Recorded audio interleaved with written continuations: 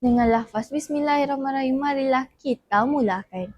Assalamualaikum warahmatullahi wabarakatuh. Dan salam Malaysia Badani.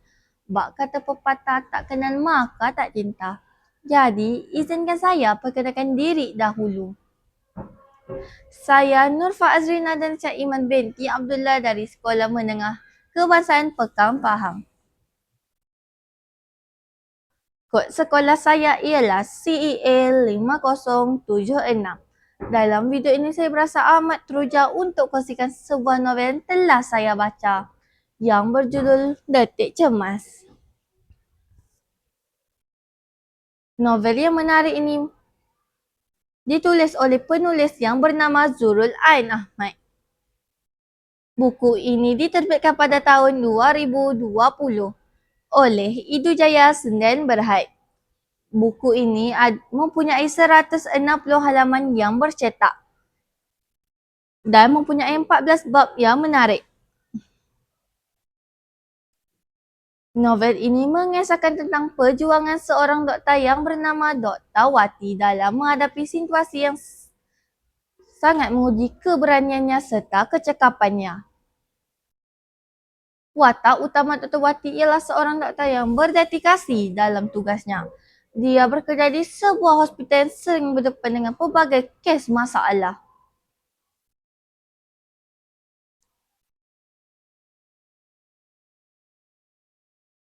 Namun, pada suatu hari, dia terjebak dalam situasi yang sangat menguji keberaniannya.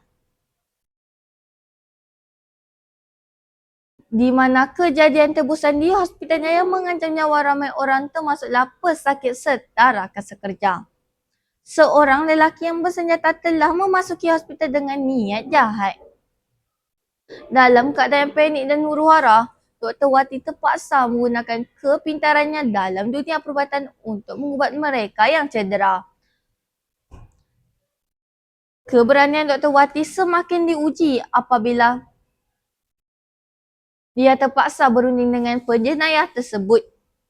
Mampukah Dr. Wati menyelamatkan mangsa-mangsa itu? Jadi, bacalah buku ini sampai ujung jalan ceritanya. Novel ini mengangkat beberapa tema penting serta pengajaran. Yang pertama, keberanian serta kecekapan. Dr. Wati menunjukkan sifat keberanian serta kecekapan dalam menyelamatkan mangsa-mangsa tersebut.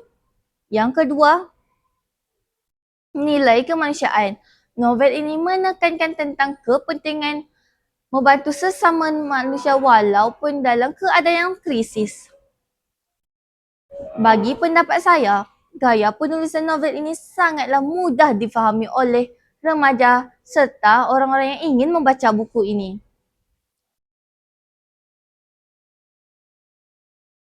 Zurul Ain Ahmad menggunakan bahasa yang mudah difahami. Bukan sahaja bahasa yang mudah difahami tetapi penuh dengan elemen keberanian serta ketegangan.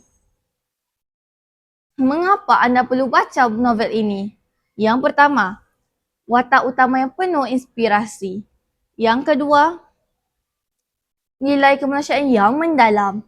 Yang ketiga, bahasa yang mudah difahami. Kesimpulan dari novel ini adalah ia bukan sahaja novel yang menghiburkan dan penuh dengan mesej bermakna.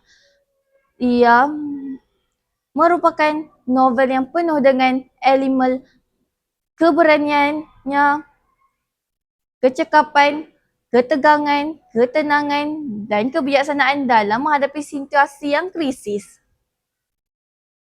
Jadi, sampai sini sajalah bicara buku ini.